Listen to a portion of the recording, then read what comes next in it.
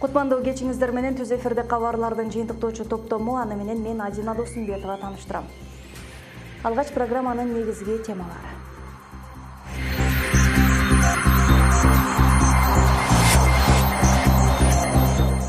Артка жылдырылган жөлөк пул мыйзамы толукталат. Социалдык өнүктүрүү министрлиги өзгөртүүлөрдү киргизген долбоорду иштеп чыкты. Ар бир төрөлгөн балага берилет. Алардын үй бүлөсүнүн социалдык абалына карабастан. Айдоочу кылдат пул. Ошто туура эмес токтогон автоунааларды эвакуатор алып кете баштады. Баткенде дан эгиндерин эгүү аяктап калды. Жазгы талаа иштери былтыркыга караганда 15 күнгө эрте жүрүп жатат. Жалал Абадтын сузагында логистикалык борбор курулат. Бүткөрүлсө, облус боюнча өндүрүлгөн айыл чарба продукцияларын сактоого болот. Ынтымак медиа групп Сарнерден телесынагын өткөрөт. Баш байгеге автоунаа коюлган.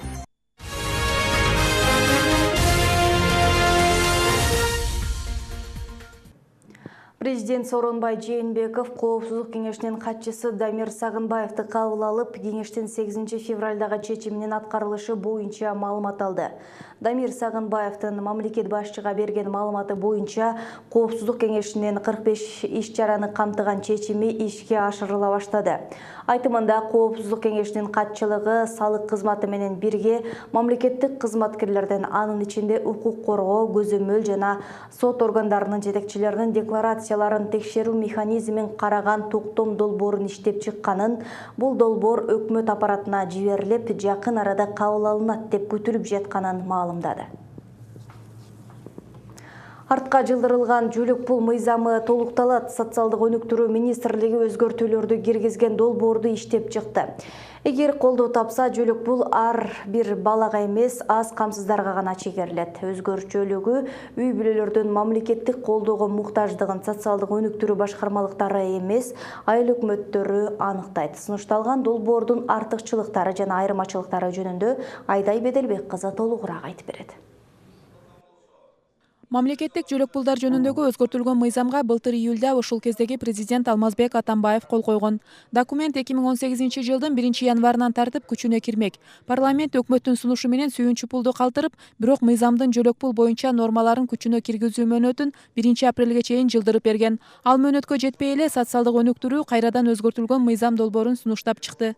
Мурдагы мыйзамда бул мындай болгон эмес. Ким жөлөк пул алуучу аз камсыз болгон балдары бар үй бүлөлөрдүн гана балдарына 2700 сомдон сүйүнчү пул чегерилген. Азыр ал жөлөк пул мына балага сүйүнчү деген ар бир төрөлгөн балага берилет. Алардын үй бүлөсүнүн социалдык абалына карабастан. Апрелде күчүнө кире турган мыйзамда жаңы төрөлгөн ар бир ымыркайга 4000 сомдон сүйүнчү, 3 жашка чейинки балдарга ай сайын 700 сомдон берүү каралган. 3төн көп балалуу үй бүлөлөрдүн 3-чү баласына 16 жашка толгонго чейин айына 500 сомдон жөлөк пул чегерилмек болгон. Азыр эми кайрадан өзгөртүлчү мыйзам долбоордо сүйүнчү пул калтырылып, жөлөк пул мурдагыдай эле аз камсыз болгон үй бүлөлөрдүн балдарына гана берилет. Мындай кылат экен, 2 балага төлөйт экен, мынтет экен дегени менимче туура эмес го. Ар бала акылуу да Кыргызстан жаран болгондон кийин туурабы? Чогуу жашаган кичинекей балдар бар, пенсия алат деп, ошолорго пенсия алат деп чыгарбай атышат. Ал пенсияны ата-энелер өздөрү үчүн неме кылышкан, ал балдарын багышка неме кылышкан эмес. Сөзсүз бар да муктаждык. Себеби жаш балдарга буга чейин төлөнүп келген, эми ар ким ар кандай нерсени чыгарып атат, бирок төлөш керек, балдарга төлөп бериш керек. Азыркы тапта өзгөртүлүп толукталган мыйзам долбоорду социалдык өнүктүрүү министрлиги коомдук талкууга алып чыкты. Жакын аралыкта парламенттин жалпы кароосуна коюшмакчы. Деген менен эл өкүлдөрү буга чейин колдоо тапкан мыйзамды чийки деп баалап, өкмөттү популисттик кадам үчүн айыптаган. Жылына 155 мың бала төрөлөт. Только 3 жашка чейинкиге 3 миллиард сом талап кылынат. Анткени биз поголовно баарына берип атабыз. Барыңарды чакырам, ушул мыйзамга каршы добуш бергиле, өкмөт аткарсын. Кыргызстанда ар бир 3-чү бала жакырчылыкта жашайт. Аз камсыз болгон балдардын ар бир 6-чысы гана жөлөк пул ала алат. Өтө жакырчылыкта жашаган балдардын ар бир 3-чүсүнө гана жөлөк пул берилип келет.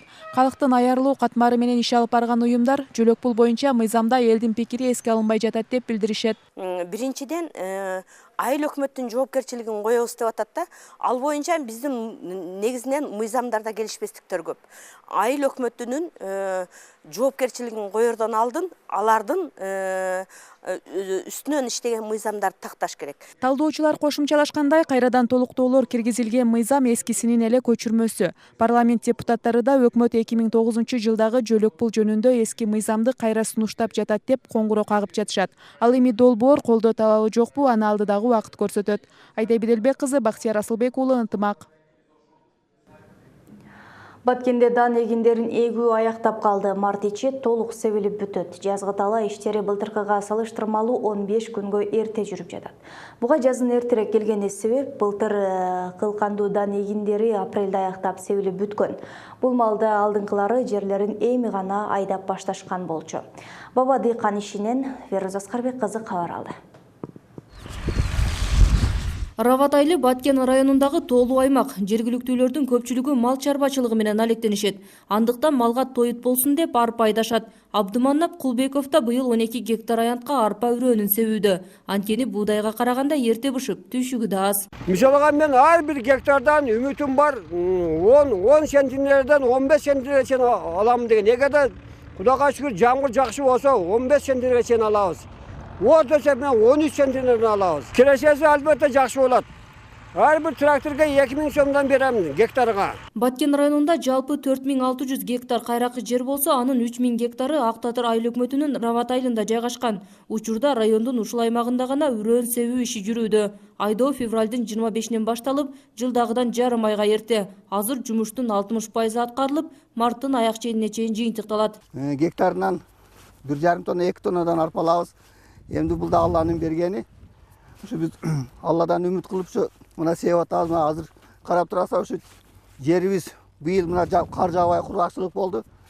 Эмди мындан бияга Алла Таала өзү жамгырды берсе, Кудай кааласа эгинибиз жакшы болот деп үмүт кылып турабыз. Раватайлындагы 3000 гектар аянтка 30 техника тартылган. Алда жетишсиз болгондуктан Лейлек районунан жардамга келишкен. Алар гектарына 2000 сомдон алышып, үрөөндү себип айда беришет. Бул нарк былтыркыдан айырмаланбайт. Ал эми күйүүчү май дыйкандар үчүн келишим баада район борборунда 47 сомдон сатылууда. Баткен районуна Биз Лейлектен келип Рават айылынын тала эгиндерин айдоого жардам берип жатабыз. Бул жакта техника жетишсиз болгондуктан суранып чакырышкан. 1 гектар жер аянтын 2000 сомдон акы алып айдап эгип беребиз. суранып бизди чакырды. Күйүүчү майлоочу боюнча жанагы Айыл чарба министрлиги менен нефтедегилер ассоциациясынын Газпромдогу өкүлү менен келишим түзүлгөн. Дыйкандар мына түнүгүн аркы сейип калалы деп атышат. Эгер ошол жерден барып ала турган болсо, 2000 литрден ашыгыраак болсо, келишимдин негизинде 40 тыйын азаматтын эмеден баасына 40 тыйын каржан берип атат. Баткен району боюнча 3800 гектар аянтка кылкандуу дан эгиндери айдалат. Анын 2000 гектарына буудай, калганына арпа эгилчү. Бул жылы буудай талаасын арпа аянтына алмаштыргандар көбөйүүдө. Азырынча эгин талааларынын кыскарчуу же көбөйчү аянты так эмес. Ал эми сугат жерлерде көбүрөөк жашылча жемиштерди жетиштирүү мечемделүүдө. Фируза Аскарбек кызы, Жыргалап Дижали уулу, Ынтымак, Баткен району. Айыл чарба темасын улай эле Жалал Абадтын Сузагында логистикалык борбор курулат. Азырынча ал долбоор катары каралып, сунуш өкмөткө жиберилмей болуп жатат. Эгер ишке ашса, аталган район гана эмес, облус боюнча өндүрүлгөн айыл чарба продукцияларын сактоого болот. Кызыктар болгон инвесторлор логистикалык борбордо 20 гектар аянтка курууну мерчемдешүүдө. Дыйкандарга түзүлчү мүмкүнчүлүктөр тууралуу алдыдагы материалда. Барпы айыл аймагынын үлгү айылындагы түшүмдүүлүгү аз, камыш баскан 20 гектар аянтка логистикалык борбор куруу пландалууда. Эгерде бул жердеги логистикалык борбордун курулушу ишке ашпала турган болсо, айыл чарба продукцияларын бул жерде сактап, аларды чет өлкөлөргө экспорттоого жол ачылат. Логистикалык борборду ушул жерге курууну Барпы айыл аймагы сунуштаган. Анткени алардын балансындагы саздуу жердин түшүмдүүлүгү азайып кеткен. Ижарага иштеткен дыйкандардын чыгашасын актабай, айласын кетирчү. Бүгүнкү күндө биз районго бергенбиз, комиссия түзүп, жерди аныктап берип, корутунду чыгарып берип. Азыр ошол райондун комиссиясы келсе, корутундуларын берген болсо, биз тийиштүү документтерди даярдап, өкмөткө жөнөтөбүз. Логистикалык борбор менен катар эле ал жерде терини жана жүндү кайра иштетүүчү ишканаларды ачуу жагы да каралууда. Жергиликтүү жетекчилер кабарлагандай, жердин документ иштери аякташы менен курулуш баштоого кызыктар инвестор да даяр. Алар бул жайга 25 миллион доллар жумшоого даяр экендигин билдиришкен. Чоң кампалар курулуп кала турган болсо, ошол биздин дыйкандарыбыздын колу узарат деген ойдобуз. Жашылчалардан Россия кардал болуп атат, биздин таза тоолуу район болгондугуна байланыштуу ушул жашылчаларды көп экспортко чыгарсак болот. Мындай ири долбоор ишке ашып калса, Сузак районунун гана эмес, облустун дыйкандары менен багбандарына чоң мүмкүнчүлүк жаралмакчы. Анткени бышымчылык мезгилде мөмө жемиштер арзан болсо да, сактоого мүмкүнчүлүгү жоктор сатууга аргасыз болушат. Курулуп калса, бизге окшогон дыйкан чарбаларга кыйла жеңилдик болмок. Биздин өстүргөн мөмө жемиштерибизди сактап, кичине болсо да кымбатыраак ценага сатып алганга возможность болуп калды. Болуп калат эле. Белгилей кетсек, мындай логистикалык борбор өлкө боюнча бир гана Чүй облусунда бар. Эгер Сузакта да куруу долбоору өкмөт тарабынан колдоого алынып калса, ушул жылдын күз айларынан курулуш иштери башталмакчы. Кабылбек Көчкөнбай уулу, Шайыр Зайырбек уулу, Сузак району. Ошто туура эмес токтогон автоунааларды эвакуатор алып кетип жатат. Автоунаалардын баш аламандыгын жөнгө салуу максатында шаарга 2 эвакуатор алынып келинди. Ал техникалар бүгүндөн баштап туура эмес токтогон автоунааларды айып короого жеткирүүнү баштады. Ушул жана башка жаңылыктардын кыскача түрмөгү алдыдагы түрмөктө.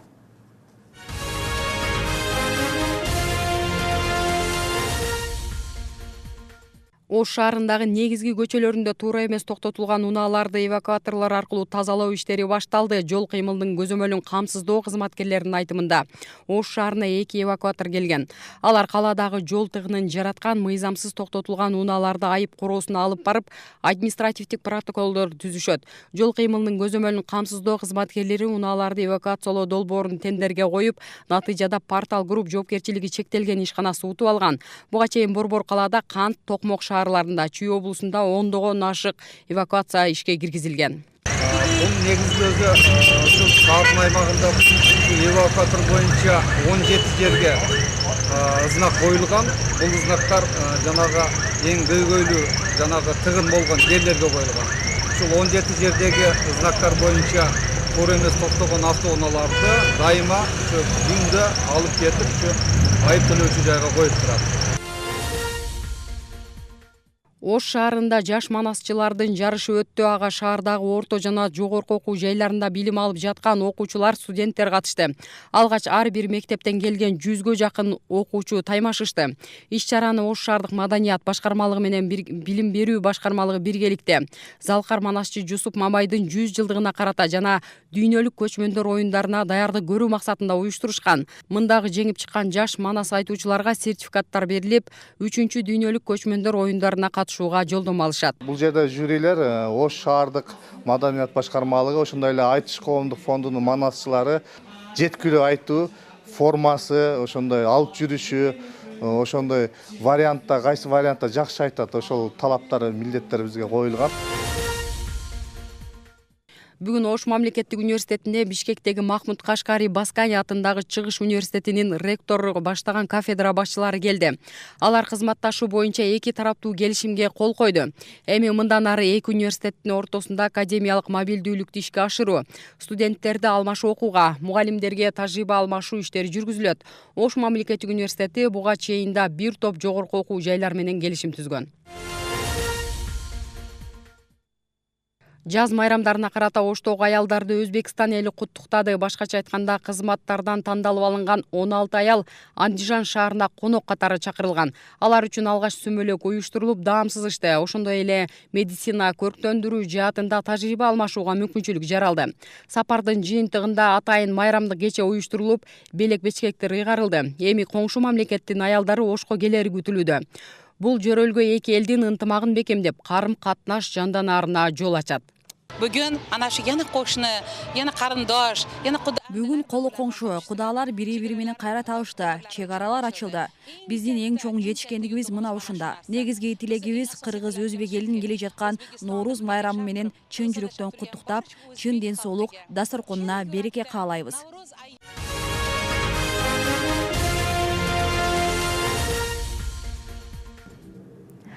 Гиннес рекордтор китеби үчүн жасалган 5 бармак 1 тонна 464 килограмм, ал эми чучук 117 метр болду.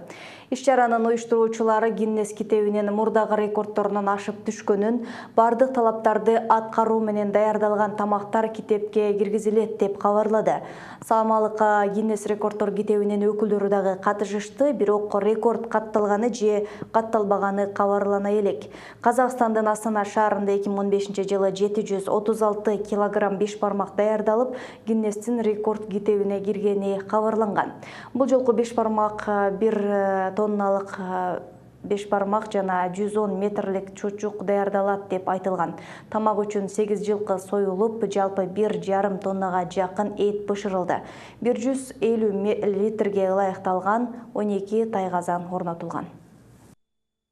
1 тонна 465 килограмм 5 бармак жана 117 метр чучук жасоого 40тан ашуун ашпозчулар, жүздөгөн ыктыярчылар катышты. Андан сырткары студенттер да жардам беришти. Ал эми компаниядан да 10 ашпозчу келип 5 бармакты даярдадык.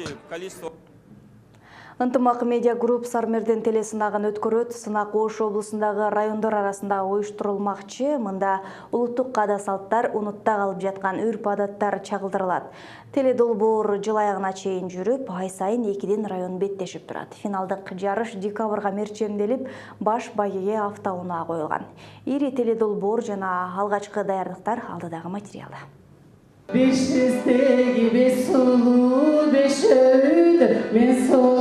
Бул Чоңалай районунун таланттуу мырза айымдары. Алар Ынтымак телеканалы уюштурган Сармерден телесынагына даярдык көрүшүүдө. Буга чейин райондогу сармердендерге катышып келсе, эми облустук деңгээлде өнөрлөрүн тартуулашат. Музыкалык мектебибиз жок. Ушундай болсо дагы бүгүнкү көрсөтүлүп аткан буга чейин дагы өткөзгөн иш-чараларыбыз бар. Ушуну кура үйдө отурган жөнөкөй карапайым элдин колдоосунан чыккан, даярданып чыккан таланттардын негизинде даярдап келе жатабыз. Дагы өзгөртүүлөр усалымча, кошумча кылып буюрса жакшы деңгээлде алып чыгып бир элге маанай тартуулайбыз деген ойдобуз. Биринчилерден болуп сынак дал ушул Чоңалай менен Кара Суу райондорунун арасында өткөрүлөт. Ошондо Сармерден облустагы жалпы 7 район арасында ай сайын уюштурулуп турат. Телесынакта дастан, ыргесе, акыйнек, айтыш сыяктуу шарттар каралган. Ынтымак телеканалы бул сынак аркылуу кыргыздын үрп-адат, каада салттарын дүйнөгө таанытуу жана улуттар аралык мамилени чыңдоого салым кошууну максат кылган. Негизи эле бул илгертен кыргыз элинин салтында бар оюндардын бири десек да болот. Ушул кандай жандантуу максатында, жаңыча форматта чыгуу максатында уюштуруп жатабыз. Бул ушул 2018-жылы аймактарды өнүктүрүү жылына карата десек да болот. Башка бул сыяктуу иш-чаралардан өзгөчөлүгү мында көргөзмө жарманке дагы кошо уюштурулмай болду. Ага райондордогу ишканалардын жасаган иш-аракеттери, кол өнөрчүлүк, өнөр жай багытындагы продукциялар коюлат. Муну менен сынакта элдин таланты эле эмес, региондорду өнүктүрүүгө багытталган долбоорлор менен таанышууга да мүмкүнчүлүк жаралат. Сынакты өткөрүп берүүгө өкмөттүн Ош облусундагы өкүлчүлүгү кол кабыш кылууда. Региондордо да таланттуулар көп да. Ошолорду да тандап алалы деп атабыз. Анткени көп эле биз иш-чара өткөрсөк, негизинен баягы атактуу эле ырчылар катышат экен, атактуу ушу оончулар. Ал эми көп эле мындай таланттар элдин арасында калып кетип атат да. Мына ошолорду тандап туруп, анан биз ушундай бир чоң иш-чараларга пайдаланалы деп атабыз да. Сармерден телесынагы декабрь айына чейин Ош шаарындагы Султан Ибраимов атындагы улуттук драма театрында өткөрүлөт. Мындай чоң масштабтагы өзгөчө форматтагы иш-чаранын алгачкысына 17 мартта келип күбө болуп кете алышат. Ынтымак медиа групп муну менен тим болбостон кийинкисин облустар арасында уюштурууну көздөөдө. Негизги максат региондорду өнүктүрүү жылына карата салым кошуу. Нуржамал Баргыбаева, Кымбатбек Абдисамат уулу, Ынтымак. Ошто облустук Куран жарышы өттү. 10, 20 жана 30 пара Куранды жатка билген жүздөй катышуучу өздөрүн сынап көрүштү. Жыйынтыгында кырааты менен Куранды жат айткандардан мыктылары аныкталып, республикалык жарышка жолдомо алышты. Пайгамбарыбыздын туулган күнүнүн урматына 8-чи ирет өткөрүлүп жаткан Куран жарыштан кабарчыбыз кеп калат.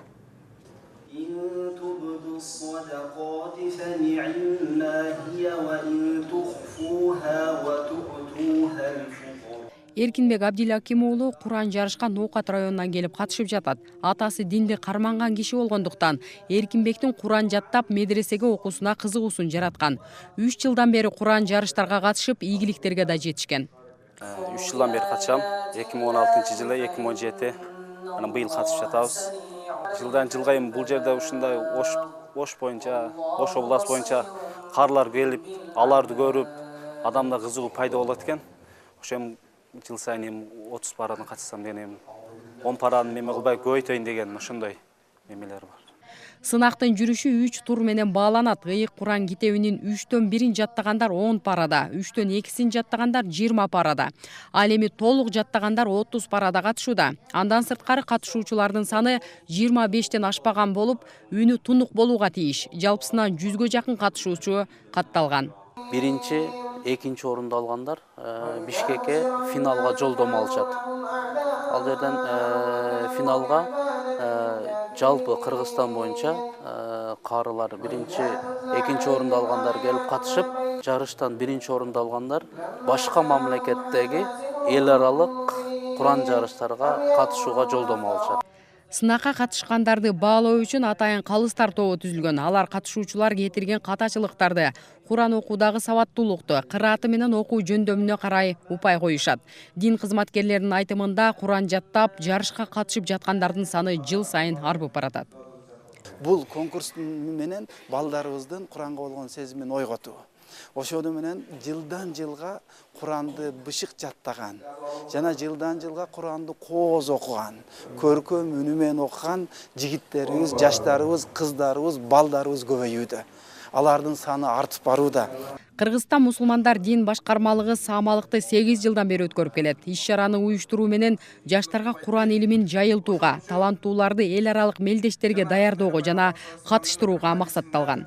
Куран конкурсубуз жылдан жылга балдарыбыздын өсүшүнө, жылдан жылга каарыларыбыздын көбөйүшүнө бул салым кошуп атат деген ойдобуз. Облустук сынактын 3 парада 1 жана 2 орунду алган 6 жеңүүчү республикалык Куран жарышка жолдомо алышты.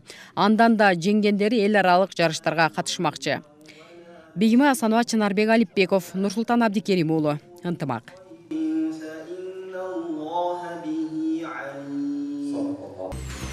Аптанын алгачкы күнү мына ушундай жаңылыктар менен жыйынтыкталды. Дагы башка маалыматтарды Ынтымак чекит KG сайтынан окусаңыздар болот. Ынтымак чекит KG сайты улам жаңы маалыматтар менен толукталып турат. Ошондой эле кызыктуу программаларды таба аласыздар.